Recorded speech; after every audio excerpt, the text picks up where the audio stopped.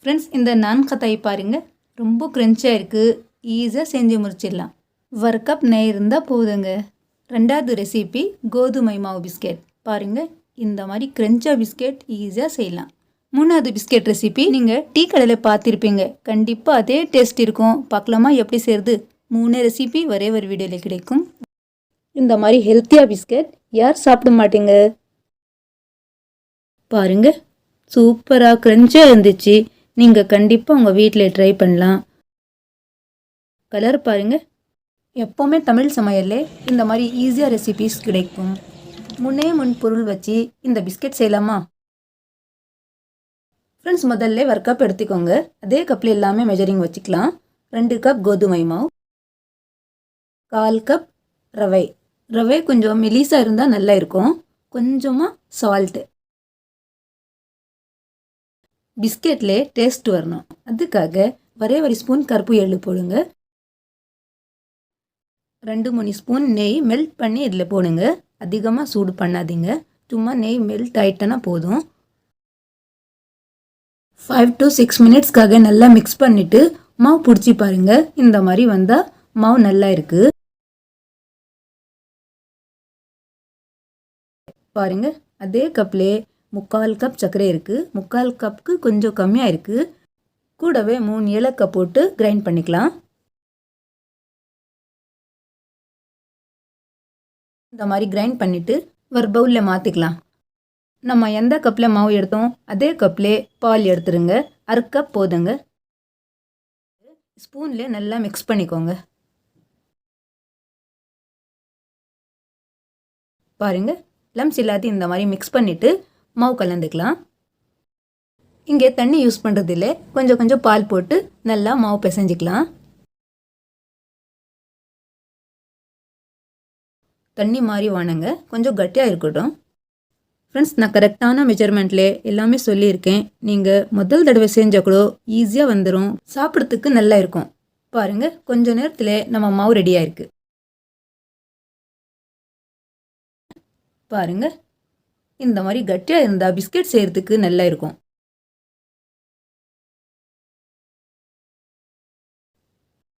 ரொட்டி எப்படி செய்கிறோம் அதே மாதிரி இருக்கட்டும். பாருங்கள், மாவு எண்ணெய் எதுவுமே இங்கே தேவையில்லைங்க. ஸ்கொயர் ஷேப்பில் கட் பண்ணிக்கோங்க. 4 சைடு வேஸ்ட் இருக்குது, அதுக்காக எடுத்துக்கிட்டு ஸ்கொயர் ஷேப்பில் ரெடி பண்ணிக்கலாம். பாருங்கள், நமக்கு ஸ்கொயர் ஷேப் ரெடி ஆயிருக்கு. எந்த ஷேப்பில் வேணும், எந்த சைஸில் வேணும் அதே சைஸில் நீங்கள் கட் பண்ணிக்கலாம். நான் ஸ்மால் சைஸில் இந்த மாதிரி பிஸ்கெட் கட் பண்ணுறேன். பாருங்கள், எல்லாமே கட் பண்ணிட்டேன். பிஸ்கெட் ஃப்ரை பண்ணுறதுக்கு ரெடியாக இருக்குது. பட் நம்ம பேக்கரி ஸ்டைலில் இருக்கணும், அதுக்காக சும்மா நம்ம வீட்டில் ஃபாக் இருக்குது இல்லை, எல்லாமே ஜோடிச்சு வச்சு அந்த ஃபாக் எடுத்து லைட்டாக ஹோல்ட் பண்ணிக்கலாம். பாருங்கள், இந்த மாதிரி.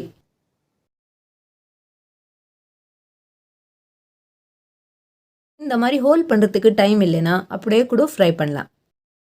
ஆயில் அதிகமாக சூடு பண்ணாதீங்க. கொஞ்சம் சூடு ஆயிட்டு பிறகு அடுப்பு மீடியம் டு லோ வச்சு ஃப்ரை பண்ணால் நம்ம பிஸ்கெட் க்ரன்ச்சியாக இருக்கும், உள்ளே நல்லா ஃப்ரை ஆகும்.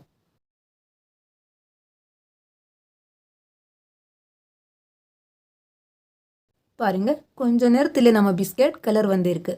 இன்னும் கொஞ்சம் கலர் வந்தால் ஆயிலேருந்து வெளியே எடுத்துக்கலாம். பாருங்கள், கலர் சூப்பராக இருக்குது இல்லை? கொஞ்சம் நேரத்தில் இந்த மாதிரி உங்கள் வீட்டில் ட்ரை பண்ணலாம். பசங்களுக்கு ரொம்ப பிடிக்கும். பசங்க மட்டும் இல்லைங்க, வீட்டில் எல்லாமே சாப்பிட்லாம். பாருங்கள், அவ்வளோதான், நம்ம ஆட்டா பிஸ்கெட் ரெடியாக இருக்குது.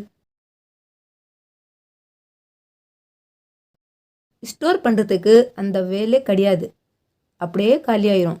எங்கள் பசங்களுக்கு ரொம்ப நல்லா இருந்துச்சு, கண்டிப்பாக ட்ரை பண்ணி பாருங்கள். கோதுமை காரா பிஸ்கெட் எப்படி செய்கிறது பார்க்க போகிறோம். நெய் பட்டர் எதுவுமே இல்லைங்க. 1/2 கப் ஆயில் வச்சு இன்றைக்கி டீ கடை காரா பிஸ்கெட் எப்படி செய்கிறது பார்க்கலாம்.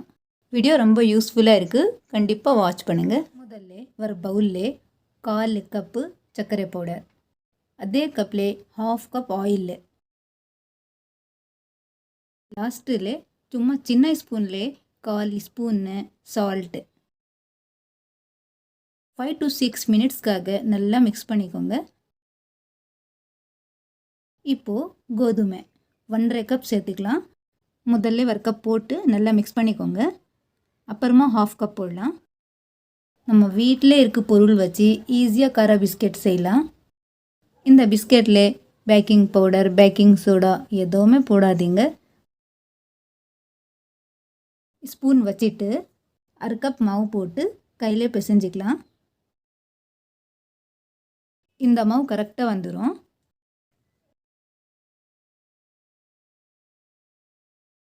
பாருங்கள் 1.5 கப் கரெக்டாக வந்துச்சு. இப்போது ஒரு கனமாக ஸ்டீல் பிளேட்டில் சும்மா ஒரு ஸ்பூன்னு ஆயில் தொடச்சிட்டு கொஞ்சம் மாவு அப்ளை பண்ணிக்கலாம்.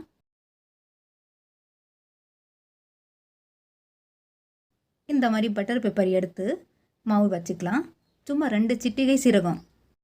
சாப்பிட்டானா ஜீரகம் வாசனை ரொம்ப நல்லா இருக்கும். 1.5 கப் மாவுக்கு எத்தனை பிஸ்கெட் வரும் பார்க்கலாம்.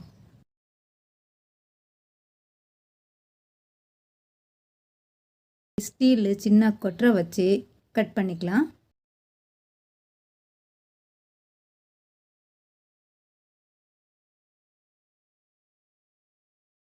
ஈஸியான மெத்தடில் கண்டிப்பாக ஒரு தடவை ட்ரை பண்ணுங்க. பாருங்கள் பிஸ்கெட் ரெடி பண்ணிட்டேன். இப்போது பாத்திரத்தில் பிளேட் ஓப்பன் பண்ணி வச்சுக்கலாம். ஒரு பிளேட் க்ளோஸ் பண்ணிவிட்டு மேலே இந்த மாதிரி க்ளோஸ் பண்ணிக்கோங்க. பாருங்கள் ஆஃப்டர் 40 மினிட்ஸ் இப்போ எடுத்து காட்டுறேன். கரெக்டாக நம்ம டீ கடையில் வாங்குறாங்க இல்லை அந்த மாதிரி கலர் இருக்குது பாருங்கள்.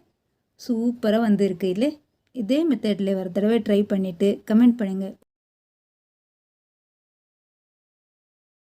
சும்மா 1.5 கப் மாவு வச்சு இந்த அவன் இல்லாத பிஸ்கெட் சாப்பிட்றதுக்கு ரொம்ப நல்லா இருக்குது. கண்டிப்பாக ஒரு தடவை ட்ரை பண்ணுங்கள்.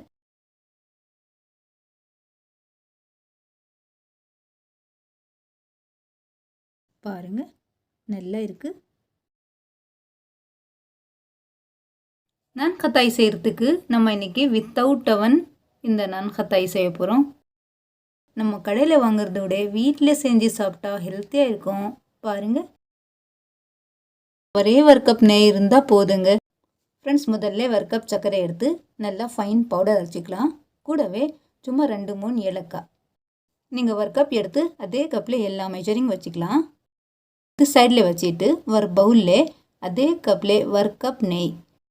நெய் கொஞ்சம் கம்மியாக இருந்தால் கூட பரவாயில்லைங்க. 2வது பொருள் சர்க்கரை பவுடர். நம்ம கிரைண்ட் பண்ணி வச்சோம் இல்லை ஏலக்காய் போட்டு இந்த சர்க்கரை பவுடர் போட்டு ஸ்பூனில் இல்லைன்னா நீங்கள் விஸ்கரில் கூட நல்லா மிக்ஸ் பண்ணிக்கோங்க. க்ரீமி கலர் வந்துச்சு. இந்த மாதிரி லைட் வெயிட் இருக்கணும். அதே கப்பில் 1 கப் ஃபுல்லாக 1 கப் போடுங்க. மைதா மாவு போட்டு உடனே 1/2 கப் கடலை மாவு, ஒரே 1 ஸ்பூன் ரவை, ஒரு சின்ன ஸ்பூன் பேக்கிங் பவுடர், அதே ஸ்பூனில் 1/2 spoon baking soda, 1 pinch salt. நம்ம ரொட்டிக்கு மாவு செய்கிறாங்களே அந்த மாதிரி வராதிங்க. கொஞ்சம் அலக்காக வரும். பார்க்குறதுக்கு சாஃப்டாக இருக்கும். பாருங்கள் இந்த மாதிரி நைஸாக வரும். எல்லாமே சேர்த்து வந்தாலே போதும். பாருங்கள் இந்த மாதிரி ஸ்பூன் எடுத்து அதே ஸ்பூனில் மாவு ஃபில் பண்ணிவிட்டு பாருங்கள் ஈஸியாக வந்துடுச்சு. அவ்வளோதான். 2 கை நடுவில் வச்சு ரவுண்டாக பண்ணிவிட்டு லைட்டாக ப்ரெஸ் பண்ணி விடுங்க. ஜாஸ்தி ப்ரெஸ் பண்ணாதீங்க. அவ்வளோதான். மேலே எதனாச்சும் ட்ரை ஃப்ரூட், உங்கள் பிடிச்ச ட்ரை ஃப்ரூட் நீங்கள் வச்சுட்டு எல்லாமே இதே மாதிரி ரெடி பண்ணிக்கோங்க. ஃப்ரெண்ட்ஸ் பாருங்கள் எல்லாமே நான் இந்த மாதிரி ரெடி பண்ணிட்டேன். இப்போ வாங்க ஒரு பாத்திரத்தில் உப்பு போட்டு ஸ்டாண்ட் வச்சு இந்த பிளேட் வச்சுக்கலாம். அடுப்பு மீடியம் டு லோ வச்சு பேக் பண்ணிக்கோங்க. 20 மினிட்ஸ்க்காக லிட் க்ளோஸ் பண்ணிடுங்க. ஆஃப்டர் 20 மினிட்ஸ் பாருங்கள் நம்ம நான் கத்தாயி சூப்பராக கலர்லே நல்லா குக் ஆகிட்டு இருக்குது பாருங்கள். ஃப்ரெண்ட்ஸ் நீங்கள் முதல் தடவை செஞ்சால் கூட இதே மெத்தட் வச்சு ட்ரை பண்ணி பாருங்கள். வாவ் நல்லா குக் ஆகிட்டு இருக்குது இல்லை. நெய்யில் செஞ்சு சாப்பிட்டா வீட்டில் ரொம்ப ஹெல்த்தியாக நல்லா இருக்கும். நீங்கள் மைதா மாவு எடுத்துட்டு கோதுமை மாவுல கூட நீங்கள் செய்யலாம்.